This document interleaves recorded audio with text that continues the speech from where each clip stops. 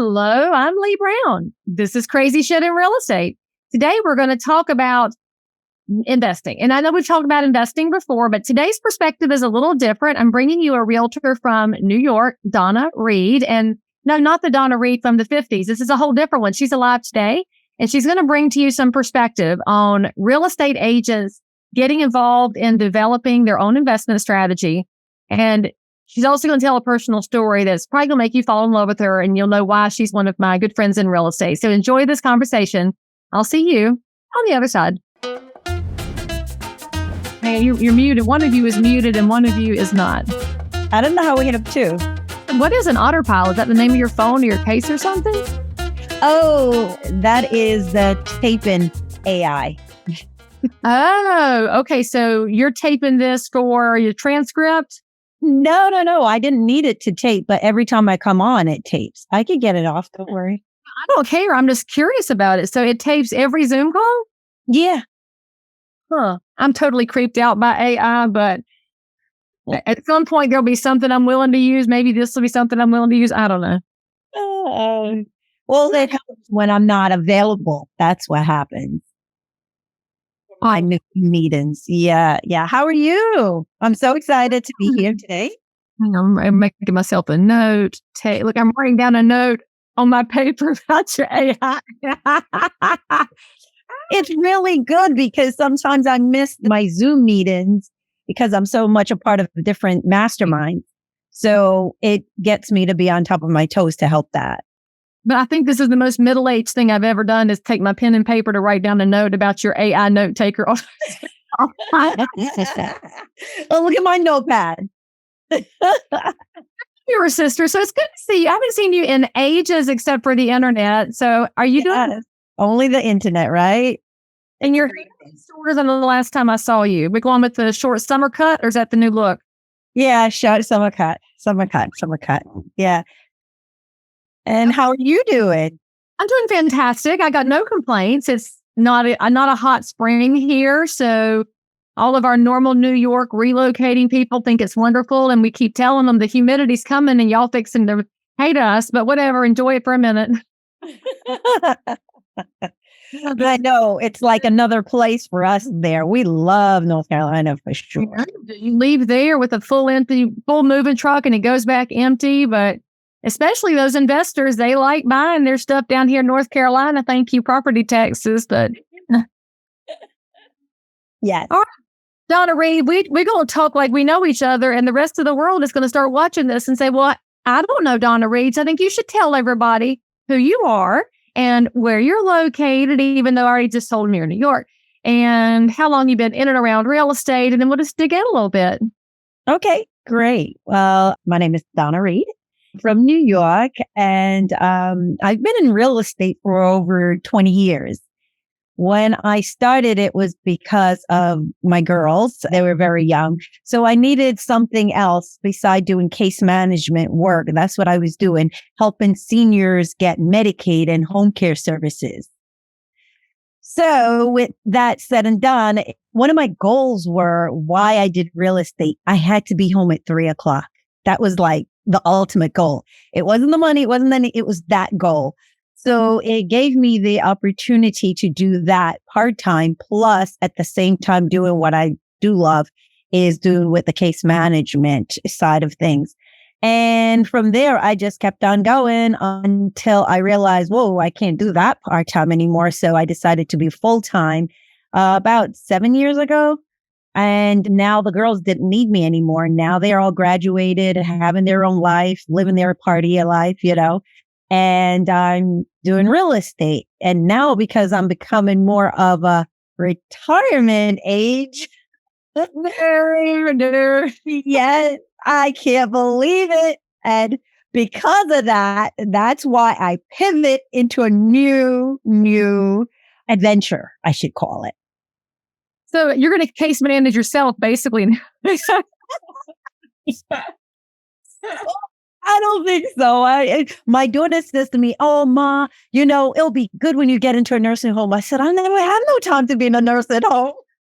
No, especially not a New York girl, after the whole last couple of years, I wouldn't go anywhere near a nursing home. in New York or anywhere else. But, I got my basement set up for my mom. That's where I'm going to case manage her whenever she gives in. I think she'll love it in my basement. It's a wonderful place to be.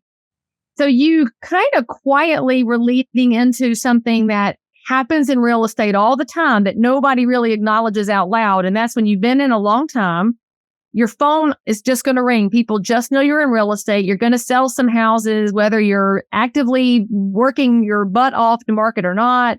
So by the way, if you're an early career realtor, get to about the 10-year mark and you'll start experiencing what I'm talking about with Donna. Your phone will ring. But also, boredom starts to set in because anybody can call you and you know what to do. You know the steps to take and you know the market and you know the marketing, but you're no longer super challenged like you were in those early days when you had to get everything done by 3:00 to take care of the girls. And now you know all that thing. And so it becomes a moment of, do I pivot? Do I not pivot? What would be interesting is the most important question, because you and I are both over the halfway mark if the averages are right. And when you're over the halfway mark, you're like, what? I don't want to be bored.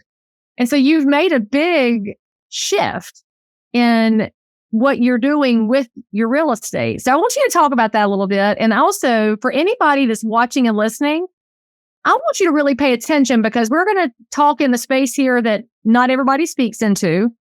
And it's not just what Donna's doing, but it's how Donna landed there. So if you're starting to identify with this, oh my gosh, they're talking my language, now is when you should start to hit the comments so you can find your community. So Donna, tell them where the shift looks like, how you decided that it was time to do something different. Give us a little more, because I think what you're doing is fantastic. Oh, wow. Thank you so much, Leigh. Well, what happened is that for me, I love real estate. And I'd be totally honest with you, I didn't even think about retirement. I didn't even think about anything else. I just thought, you know what? I'm just going to keep doing it until that age start turning around. I'm like, oh boy, what am I going to do when I reach the big, you know what, age? So after that, I was like sitting down, thinking to myself, I wanted to be able to do something else. So what I did is that I realized that I needed to create a passive income, something that keeps coming in that I'm not even thinking about. And it's going to accommodate my lifestyle, but also take care of the foundation that I want to build and also help others along the way. So with that, I decided that, you know what?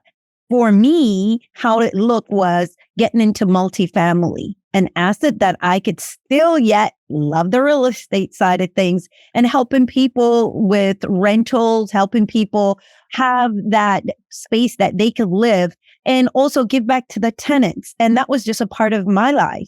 So my thing was to, one, get that pivot, but not only that, but create that passive income that would always be able to generate. And I found out a lot of realtors are not that way. They don't have a passive income coming in. Without the commission, they're like, gone. So I was like, so if I'm feeling the way that I need to retire, who else out there that needs to retire? So I'm like, let's get together. Let's create a community. I've also done that on my Facebook where I've done on different groups and things like that. Realized that, wow, there were so many realtors out there that are looking to do something, but they don't know what to do. And I'm finding out that a lot of realtors don't invest in real estate. And I'm like, wow, why not? I mean, I have passive income already, but I don't have enough to retire. That's why I'm like full force, because I never thought about it, but I did little at the time. But now I'm like, man, my heart is really sad out there, Leigh, that we don't have that. The brokerage is not talking about it. No one else is talking about how is realtors coming off that treadmill? How are we really coming off the treadmill? And it just let me wonder and feel very sad for us because it is a career that everyone may love or may not, whatever it is. But where do you stop? When do you stop? Well, they don't. I mean, and if you look at how our business is structured and has been for decades, a brokerage is disincentivized from telling an agent to go get passive income because they want them to go crush one more commission and just go keep absolutely chasing it every single day. And then we also have to realize the size of our community. It's so fragmented. I mean, there's just so many agents out there and they all have a different business model type. And it's hard to reach them anymore because they don't read their emails and they don't come to classes unless they have to. And at the National Association of Realtors, our national president in 2017 was Bill Brown from Oakland, California. And Bill had that same idea that you had of, holy smokes, these realtors aren't saving for retirement. They don't have a pathway. And so he created an NAR program called Financial Wellness, but we only have this many of the realtors in the population that have information about it because they don't read their emails from NAR and they're not dialed in as volunteers. And so we only are touching a portion of the population. So you're able to touch a whole different population because in New York, there's not a heavy MLS usage. You don't have realtors that are wildly dialed in. They're very lone wolf, but they absolutely need to hear from you. And then you've spent so many years in the brokerage side. There's agents, that won't hear this message from anybody else. And there's a moment for each of us as practicing business people when you realize your voice hits different people than somebody else's voice does. And then you also mentioned something kind of in passing that I've talked to a lot of multifamily people because, as you know, I love multifamily too. I'm a B and C class person. I like the cheap stuff because I can provide affordable rentals in my market. I don't need to do A class fancy stuff for executives. They have plenty of options. But you made a comment there about taking care of tenants. And that's something we don't frequently hear about when we're talking about the passive income multifamily space. We often hear people talk about only the housing provider side, the income side, and we don't think about who we're providing for in the way of options. So can you lean into that for just a minute and tell us what got your heart thinking there, what experience that was, or that just generally how Donna Reed is wired?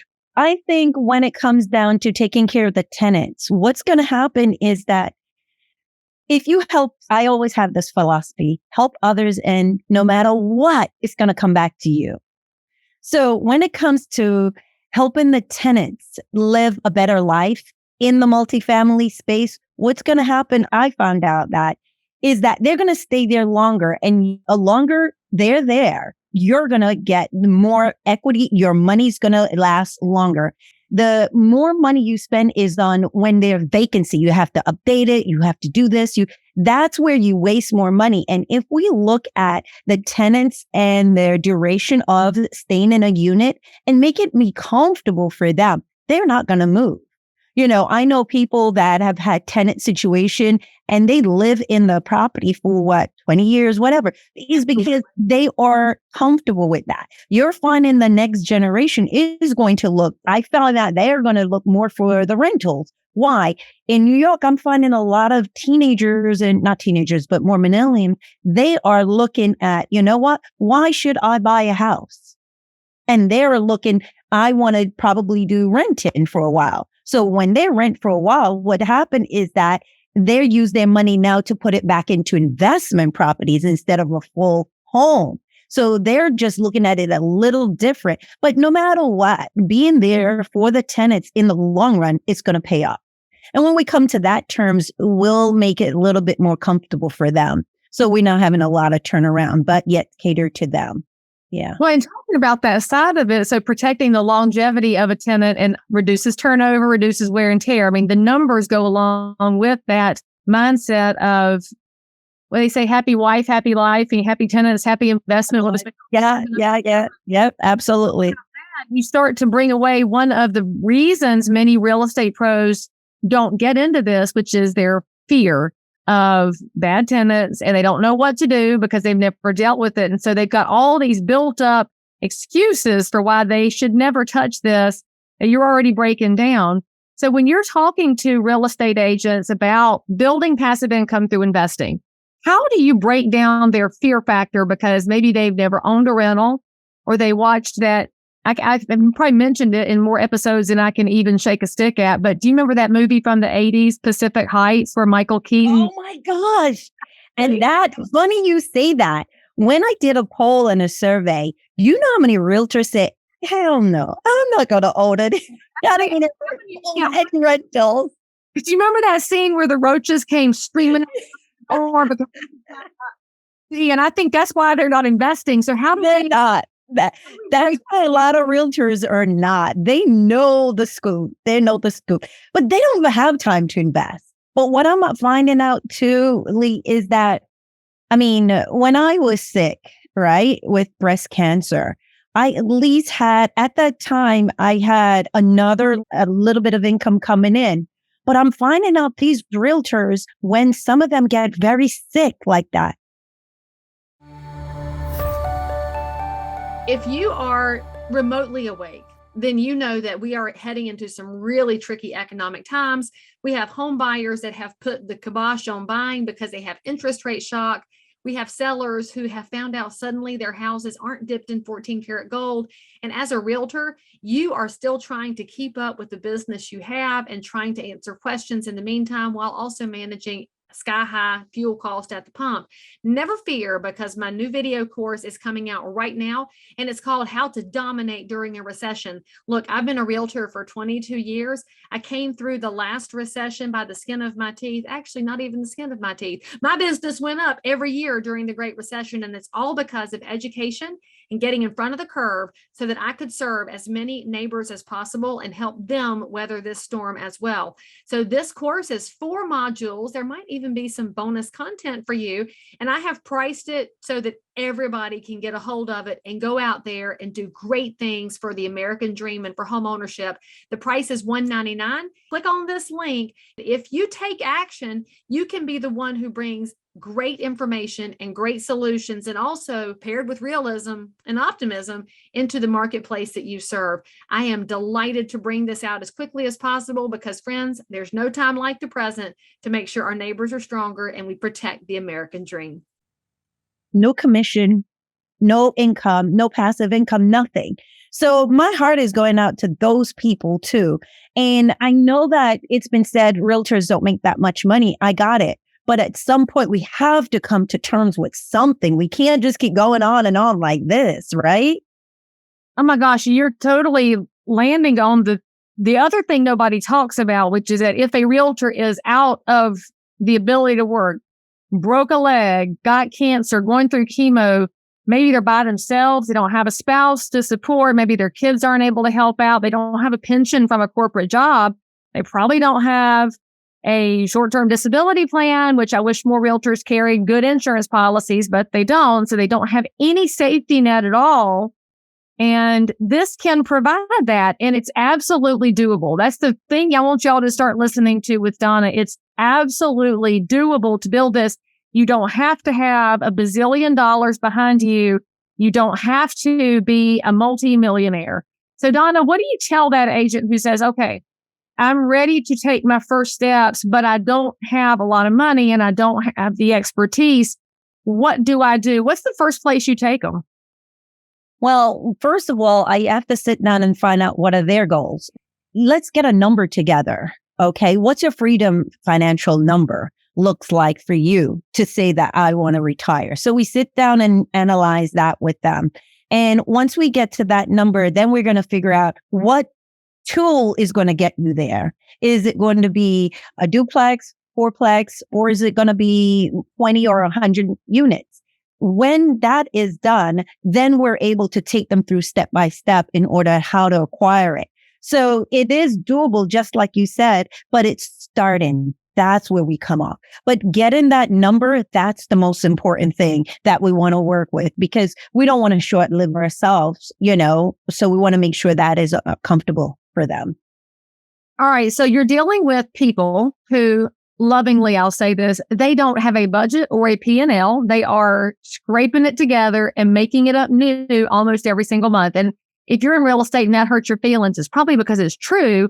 And we are so good with other people's money, but with our own, we have this blinder situation of, la, la, la, la, but don't look, it's not real. So how do you teach somebody to put together the pieces they can find that financial number? Because how many of them that you're meeting with know their numbers cold versus the ones that are guessing? Right. It's not so much that, it's that we sit down and have to have a plan. What are the expenses? What are the incomes? How can we get to the income to make sure it's more than the expenses, right? And then once we do that, the thing about it is that you have your commission. And when you have your commission, it's not going to go all in one pot. You have to take out a certain percentage, break it all down, the taxes. No one want to talk about that one, but then all the expenses and take out a little bit at a time. And over a time, that compound interest, if you figure it out, if you put 150, and when you do get a big deal, do put some away. It's not about taking that new cruise or that new vacation that you thought about. It's about creating that future that you could be able to have. Definitely you can have a vacation, but how many vacations can you have, So the point of it all is that create that expense income. And what do you need at the end result? And once you get that figure, then you want to be able to, when you get your commission, you're going to put away a little at a time in order to achieve that, invest that, and then get back the returns on there. I love that. So like a little Christmas club account for your future. Oh, yeah, that's right. Yeah. I forgot about those. Yeah. Showing my age, but you know what it was. So you showed your age too. Okay. So if they've got this investment account, now where do they go buy? So let's say that this realtor has managed to stockpile $20,000 and they say, all right, Donna, I want to put this to work. How do you help them figure out the next steps? Because the next steps can be scary because as we know, if you're selling real estate every day, primarily realtors work with single family or maybe they do duplex, triplex, quad, but mostly it's single family residential. So they know one side really cold. And if they're going to go spend 20 grand, getting started can be hard. So how do you take on that next space and where are you buying right now? Right. Well, funny you should say where I'm buying.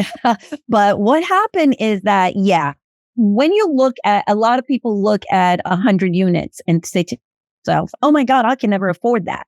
It's not one person buying that. It's a group of people that come together in order to put their funds together to purchase that. So once a deal comes on plate with the operator that I've been working with extensive amount of time and they've exited that particular deal for a while, now you look at getting all the people together, all the money together, create a fund or a syndication. And then what you want to do is that present the deal to them to see if that is something they feel comfortable with. Are they going to be an LP, a limited partner on that deal? Once they are and they feel comfortable with the deal, once we explain the process of first putting your money in, looking at the PPM, all of that, once we look at that, they have to feel comfortable with the deal. And then once we explain it to them, they could invest. There's basically about the return of what they're going to get back and they feel comfortable with. Once we do all that, then we want to make sure that we take it from ABC and the results. But also I want to make sure when they invest that they know that it's going to be there for a while. It's not a money that you're going to put in and then you said, oh, you know what? Let me get it back next month or next year. No, it's going to stack up because it has to be there. We have to have an exit plan, 3 years, 5 years. Some deals may only take 2 years. But then and again, they have to feel comfortable with the process first of making sure that they are okay with the exit strategy of maybe a 5 years plan. And by the way, guys, I have several episodes about syndications that are linked over here so you can go learn about that. And let's go back to the ones you're working in here. So syndication is really just a bunch of people working together to buy a property. Just sounds bigger than it is. So how do you evaluate the operator so that that first-time investor who's got their little $20,000 nugget all saved up and they're going to trust Donna Reed with it?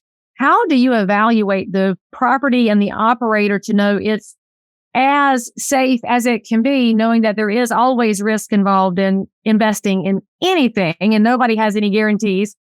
Look at the last 3 years of this weird COVID market, for example, for people to know why you can't expect anything.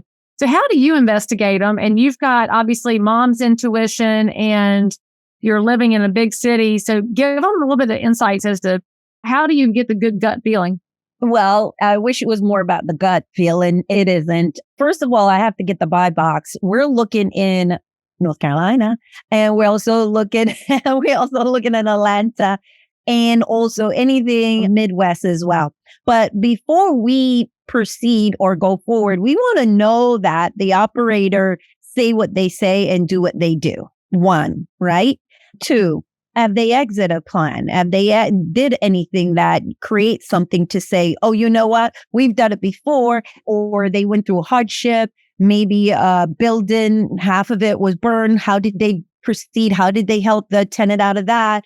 Things like that. The hurricane, what was their procedures? Did they have any hardship? How did they overcome that? So when you're looking at an operator, it's not one person, you're looking at a team. So with that team, you want to make sure that team is ethical and also carry the values that you have. That is so important. And for me, I looked at so many deals, it's countless, but you want to make sure that once that is stacked up, once the value, two, that they have a track record, and three, also they have an exit plan. They have exit. Sometimes we look at it that not only one exit, but around 5 to 10 they've exit on a particular asset. So we look at all of those in order before we decide to partner up with someone. Okay, so of all the operators I've ever talked to in all the other episodes I've done on syndication, you are the very first one who says you ask somebody about what hardships they've encountered and how they came through it, and what a brilliant way to evaluate. I mean, you think about it, it's the same thing in real estate. Everybody wants to talk about, I'm number one, I'm great. We never talk about, well, this one time I had to deal with X, Y, and Z, and the things that are really hard are what show you somebody's ethics, and they show you their character and their ability to be resilient. And if you're an investor, you kind of need somebody who's not going to just give up and run away, because there's plenty of those people in the world. So I think that's brilliant. And frankly, we should probably all ask that of people we want to be our mentors, and people who are our mentees, and our spouses and our kids, and every great. That's totally going to be about our conversation tonight. So thanks, Donna Reid. You're so right. But that is important. Absolutely. Because we all go through hardship. It's just how we're going to handle it. Okay. So then I want to ask you, what would you say is the hardship that you encountered in life that changed everything for you, and how did you get through it? Oh my gosh. I hope I don't cry. I'll cry with you, because nobody, the rule, I'm a Dolly Parton devotee in that way. I think one of the hard things that I went through was having kids and working 2 jobs and taking care of the kids. That was one of my hardships. And how I overcame that is that I looked at the end results, the girls. It was about being there for the girls. And it was the weirdest time, because one got accepted to a med school. Well, it was a med school. It was they both graduated that same year. So funny.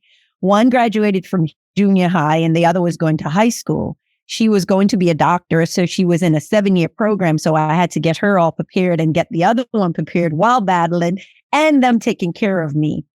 And how I overcame that, I didn't look at the big picture. I took it one day at a time. What was today? Today I have to take chemo, or my white cells are not up, so they have to give me a shot. So I have to call somebody to get me help, to give the shot to me that's nearby. And I didn't look at the next day. I looked at all my doctors, but I only looked at one that would give me the information. So sometimes when you're going through, you're looking at, oh my God, what's happening? I want to look at how I'm going to, propel. How am I going to get over all this? And sometimes it's not looking at the big picture, but looking at the small picture and how you're going to overcome day by day and one by one. And that really pivot and helped me.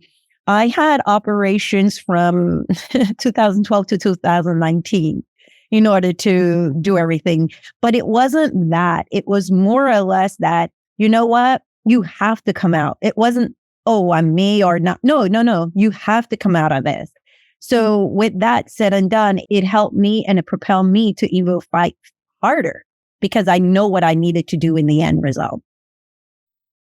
And what I love about you, or one of the things, is how you use social media as a way to use your struggles to encourage other people. You were encouraging other people the whole way through all of this by putting your faith on full display and by sharing all your little victories. And it doesn't go unnoticed, because when you're able to find the small victories and those small day by days and then bring somebody else into that small space, you never even see your own impact. It's amazing. And that's where I think hardships, well, the Bible says, we're going to be refined by fire. And this is a refining process. It's not a bad thing. It's just a hard thing, but hard things aren't necessarily bad. And what you just described is how you're bringing other people into investment too.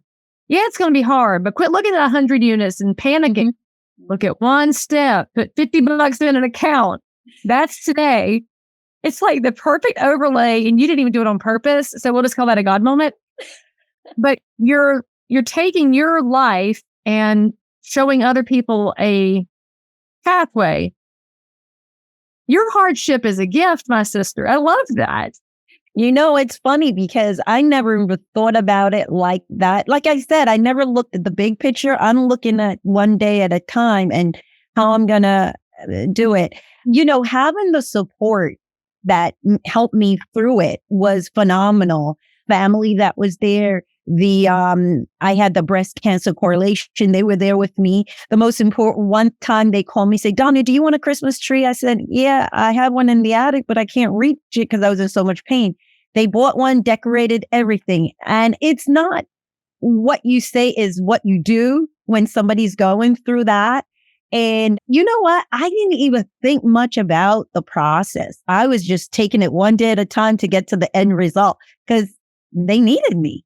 So I know there's a lot of people out there going through, especially hardship right now, and they're sick and they're like, oh my gosh, I have Alzheimer's, or I can't retire. I don't have any money, or I'm so sick. I have a cancer, whatever it is out there. I just want to encourage them, take it one step at a time and just start investing, do something, start something. And you know what? In the end, you'll be glad you did. Oh, so good. Thanks. Move it into a whole different space that I think y'all all listening and watching should be feeling a little dusty and encouraged at the same time. So you hit the comments for us.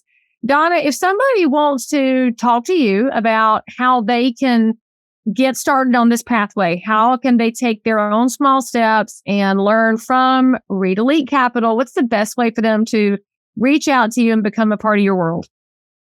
Two things. They could I'm on the internet, Reed Elite Capital, or it's Donna Sells NY. So anything I could do for anyone. One of the things I find out in life is that when you forget you and you remember others and help others, no matter what, I don't know what it is, it'll come back around for you. So if I can help anyone, great. That's the spiritual gift of encouragement is what that is. Yeah, if I can. Thank you so much. Not if I can, when you do. Yes, when I can. Yes, when I do. Absolutely right. Flip that around. Okay, friends, now you know why I love her. So go follow her online. Her social game is strong and it is not canned. And you should absolutely reach out to Donna and figure out how you can be encouraged on this journey, because you do not have to be scared of investing or passive income. It's not too big. It's not unachievable. It's small steps, but that adds up. So Donna, thank you so much for coming on the show and getting a little bit personal with us, which I love. And thank you. Oh my God, this has been amazing. Thank you for your platform. And I'm telling you guys got to follow her. I mean, you're doing just great things over there. And I appreciate that because you are our voice when it comes out there. And we don't find that often. So I'm really grateful for that. Thank you again. Well, we'll just both use our voices and help other people find their voices too. And then everything can scale. And then our daughters can live a bigger life than we got to live. Yeah, right? Sons too. They're important too, but we happen to talk about the girls today, so it's all good. Okay, friends, all the information is in the show notes for this episode. Go give her a follow and a like. Leave a happy comment here. Most importantly, hit the bell, hit subscribe, like this episode, and that way you won't miss a conversation over here on Crazy Shit. Thanks. Bye. So if you found value in this episode, please like and subscribe to this channel, turn on the bell, and catch another amazing episode by clicking above. Crazy Shit in Real Estate is also available in all of your normal podcast apps. So if that's where you like to hang out, go find me, click subscribe, and most importantly, leave me a review that says you think I'm awesome, my guests are awesome, or this content is just exactly what you were looking for. And then, by the way, if there's something you need, you want to learn about something, you can comment below anytime. You can also send me a direct message if you need to remain anonymous. No judgment. But anyway, I'll only judge if you forget to subscribe and click. I'll see you next time.